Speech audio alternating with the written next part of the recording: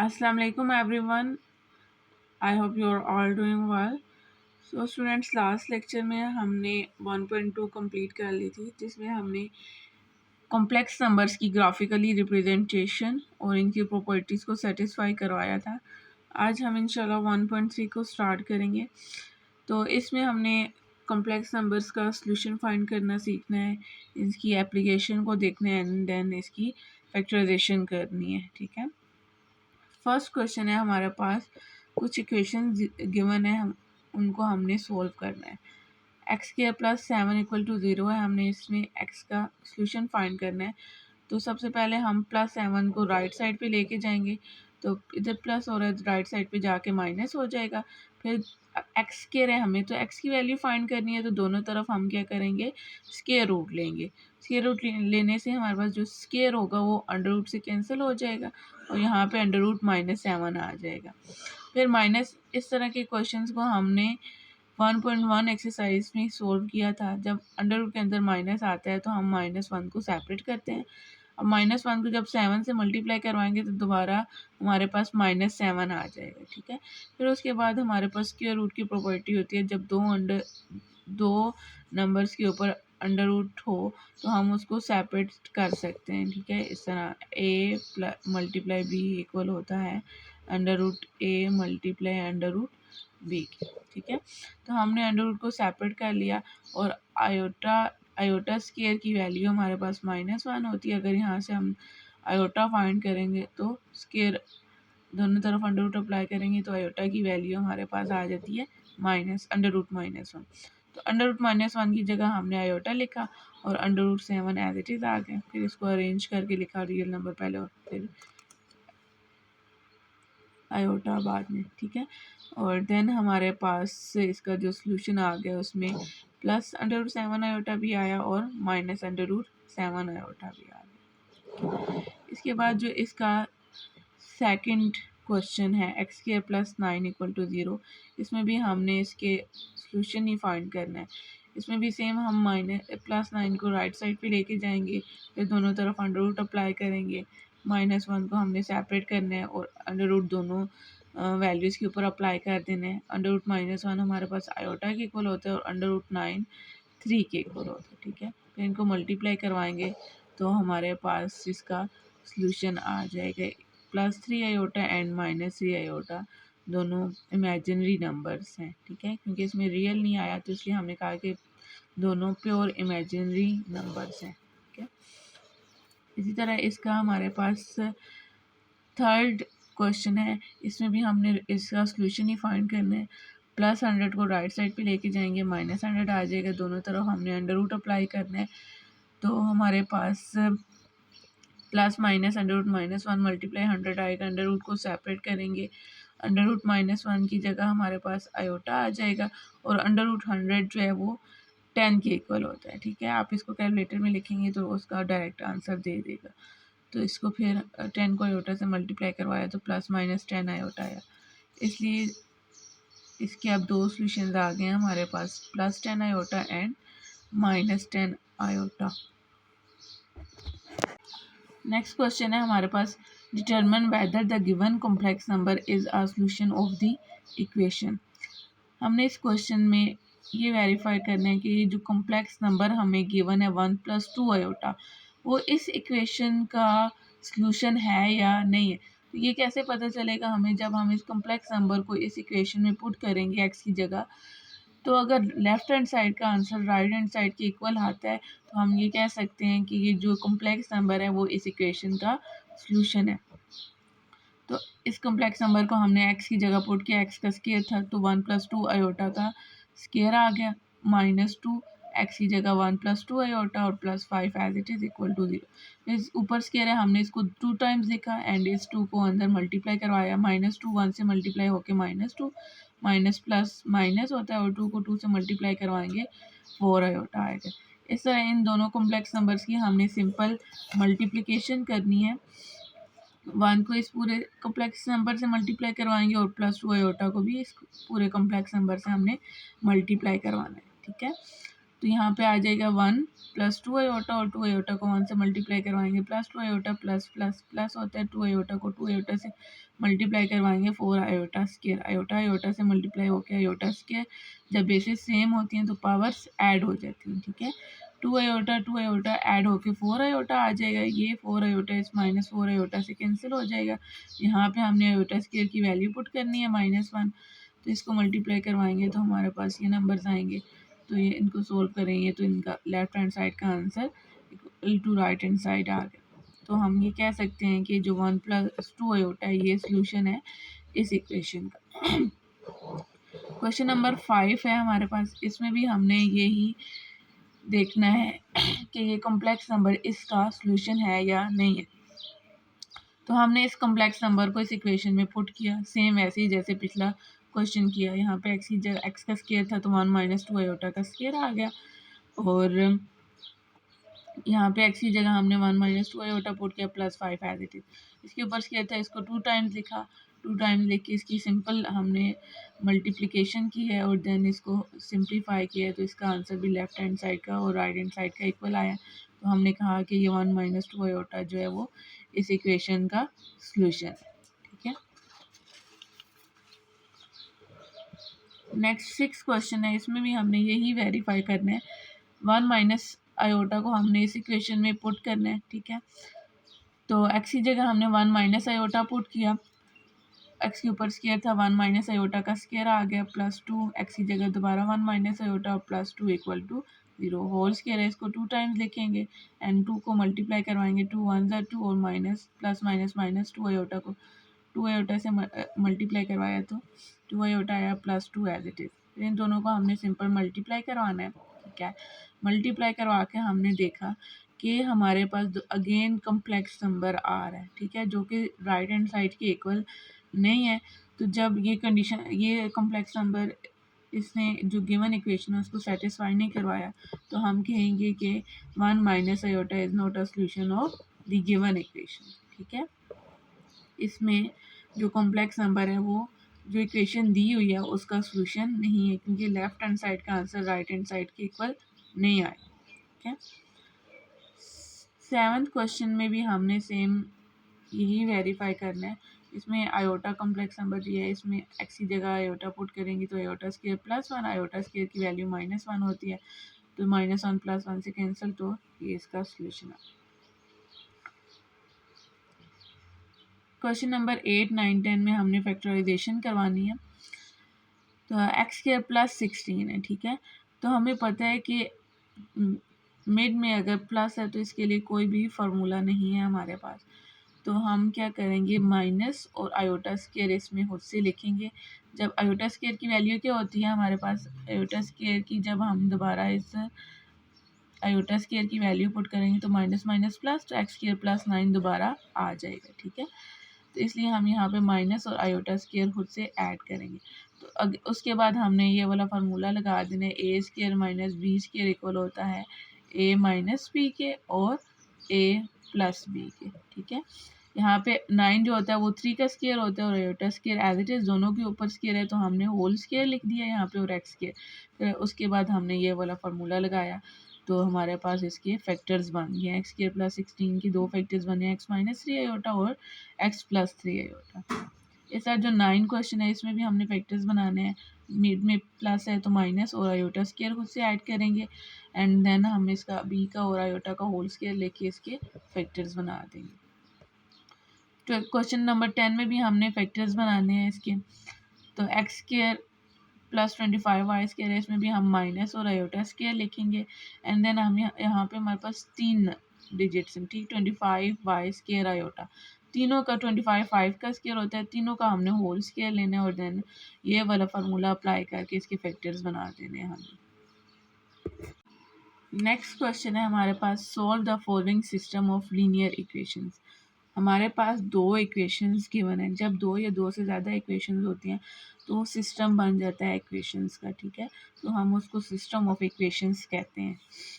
तो 2 equations given है, z - 4w = 3 iota and 2z + 3w = 11 - 5 iota. First equation को equation number 1 का नाम दे दिया, सेकंड इक्वेशन को हमने इक्वेशन 2 का नाम दे दिया। इन दोनों इक्वेशंस को साइमल्टेनियसली सोल्व करके हमने z और w की वैल्यू को फाइंड करना है, ठीक है। तो सबसे पहले हम इनको क्या करेंगे, किसी भी एक इक्वेशन को z के साथ जो कोफिशिएंट है या w के साथ जो कोफिशिएंट है उनको सेम करेंगे हमने, ठीक है। हमने क्या करना है, जो z के साथ कोफिशिएंट है, अब z के साथ यहाँ पे कुछ नहीं है तो मतलब 1 है, और यहाँ पे z के साथ 2 है, ठीक है। और यहाँ पे w के पास -4 है, w के साथ 3 है। हमारी अपनी मर्जी है, हमने z के साथ कोफिशिएंट को सेम करना है या w के साथ, ठीक है। यानी कि यहाँ पे z के साथ कुछ नहीं है तो इसका मतलब है इधर 2 है तो यहाँ पे भी हमने 2 बनाना है, ठीक है। तो इधर 2 बनाने के लिए हम क्या करेंगे, इक्वेशन 1 को, पूरी इक्वेशन को हम 2 से मल्टीप्लाई करवाएंगे, ठीक है, लेफ्ट साइड पे भी और राइट साइड पे भी, तभी हमारे पास यहाँ पे 2z आएगा। फिर इन दोनों की सब्ट्रैक्शन करेंगे, ये नंबर कैंसिल हो जाएगा, सिर्फ हमारे पास w आ जाएगा, तो यहाँ से हम इजीली w की वैल्यू फाइंड कर सकेंगे, ठीक है। तो इसको 2 से हमने मल्टीप्लाई करवाया, तो पूरी इक्वेशन को 2z - 2 4 8w इक्वल टू 3 6 होता आ गया, इसको इक्वेशन नंबर 3 का नाम दे दिया। फिर उसके बाद हमने क्या करना है, जो दूसरी इक्वेशन है, ठीक है, और उसको, और जो थर्ड इक्वेशन है जिसको मल्टीप्लाई करवा दिया उसको छोड़ देना है, ठीक है, सेकंड इक्वेशन, और जिसको जो मल्टीप्लाई करवा के आया उसे थर्ड इक्वेशन का नाम दे देना है। उन दोनों इक्वेशंस को हमने सब्ट्रैक्ट करना है, ठीक है। ऊपर आपकी मर्जी है जो भी लिख दें, नीचे भी आपकी मर्जी है जो लिख दें, ठीक है। जब हम सब्ट्रैक्ट करते हैं तो नीचे साइन क्या कर देते हैं, चेंज कर देते हैं, अगर प्लस है तो माइनस, अगर माइनस है तो प्लस। तो यहाँ से क्या होगा, 2z से क्या कैंसिल हो जाएगा, और साइन हमने नीचे वाला देखना है, यहाँ पे माइनस है, यहाँ पे प्लस है, तो प्लस माइनस माइनस तो ये कैंसिल हो जाते हैं, यहाँ पे प्लस है प्लस, दोनों ये नंबर्स आपस में प्लस होंगे, 8 3 और 8 11 आ जाएगा। यहाँ पे 11 है, 11 के यहाँ पे कुछ नहीं है तो इसका मतलब है 0, 11 और 0 को ऐड करेंगे तो 11 आ जाएगा, माइनस माइनस प्लस होता है, और 5 और 6 को ऐड करेंगे तो 11 आएगा, और साइन बड़ी वैल्यू वाला देखने हमने, ठीक है, -11 आ गया। उसके बाद हमने क्या करना है, इन दोनों कम्प्लेक्स नंबर के में 11 है तो 11 को हमने कॉमन लेना है, तो यहाँ से हमारे पास आ जाएगा 1 माइनस आयोटा, 11 से कैंसिल, तो w इक्वल टू आ गया 1 माइनस आयोटा। एक वैल्यू तो हमारे पास आ गई है। अब हमने सेकंड वैल्यू w की z की फाइंड करनी है, ठीक है। तो z की वैल्यू को फाइंड करने के लिए हम क्या करेंगे, ये जो w की वैल्यू आई है इसको किसी भी एक इक्वेशन में पुट करेंगे, ठीक है।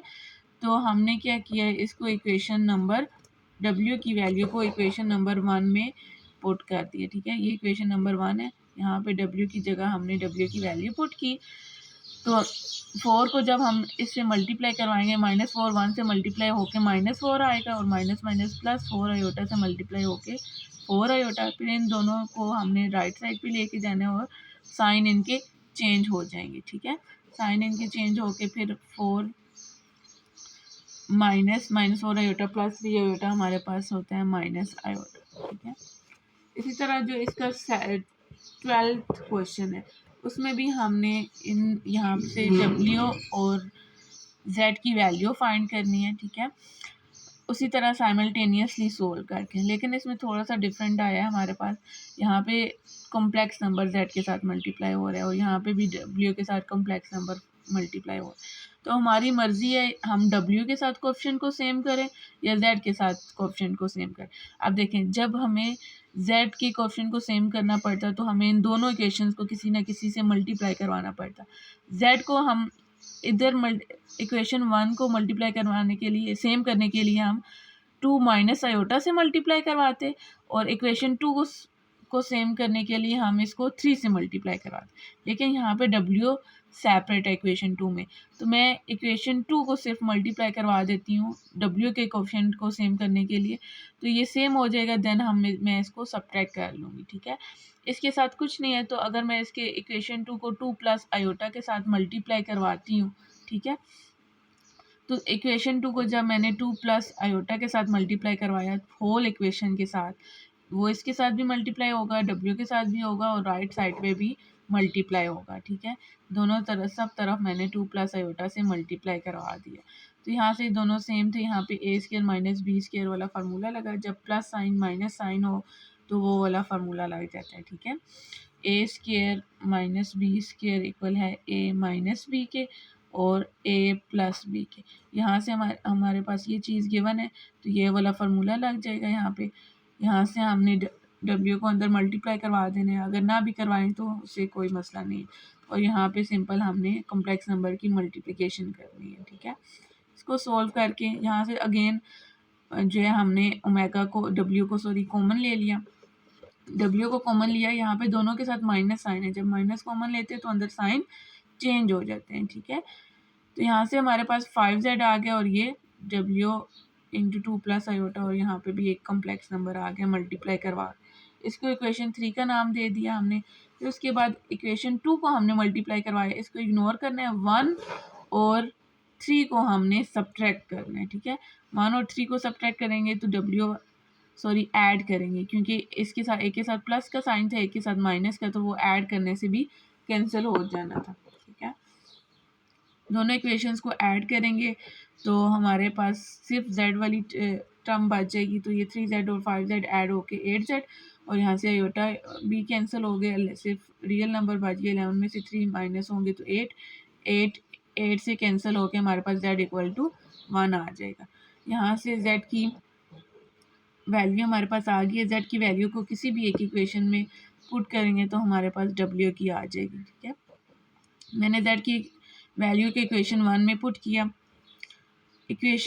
पुट किया, तो यहाँ से हमारे z की जगह 1 और यहाँ पे 2 प्लस आयोटा w, ये सारी टर्म एज इट इज आ जाए। 3 को दूसरी तरफ लेके जाएंगे, फिर इसको हमने सिंप्लीफाई किया, 11 में से 3 जाएंगे 8 आ जाए।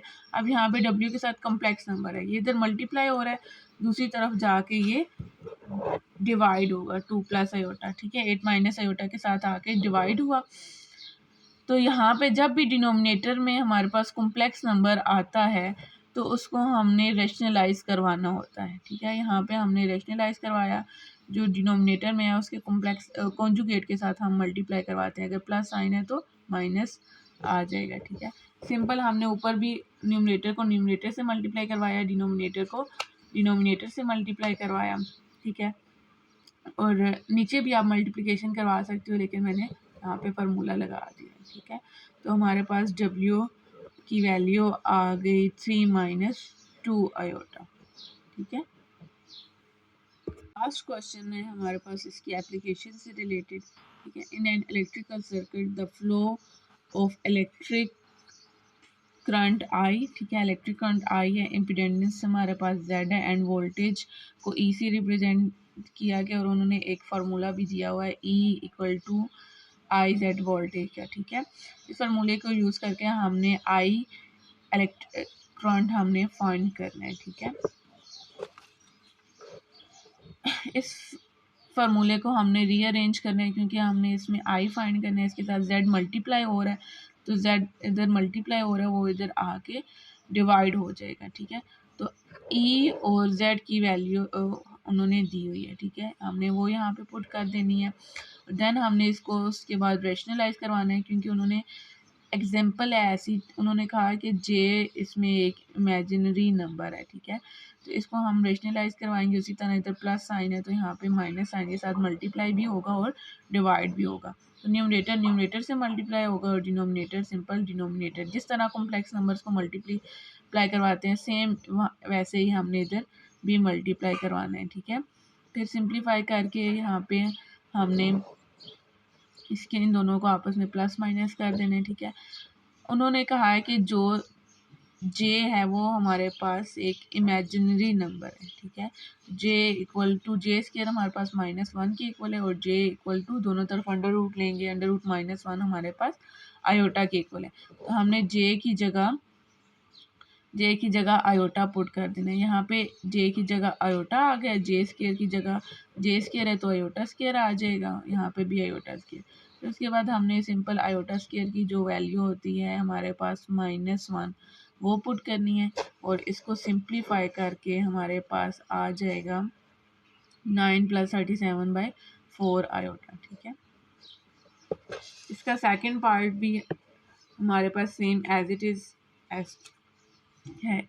इसमें भी हमने इलेक्ट्रिक करंट ही फाइंड करना है। सेम इस फार्मूले में हमने इसको ई और जेड की वैल्यू को पुट करना है और इसको रेशनलाइज करवा के सिंपल हमारे पास, और एंड में जब ये सोल्व हो जाएगा उसके बाद जे की वैल्यू पुट करनी है हमने, और फिर इसको सोल्व करके हमारे पास इसका आंसर आई का ये आ जाएगा। और साथ स्टूडेंट्स आपने इनके यूनिट्स लाजमी लिखने हैं, ठीक है, तो ये फिज़िकल क्वांटिटीज़ हैं तो इनके यूनिट्स लाजमी लिखने होते हैं।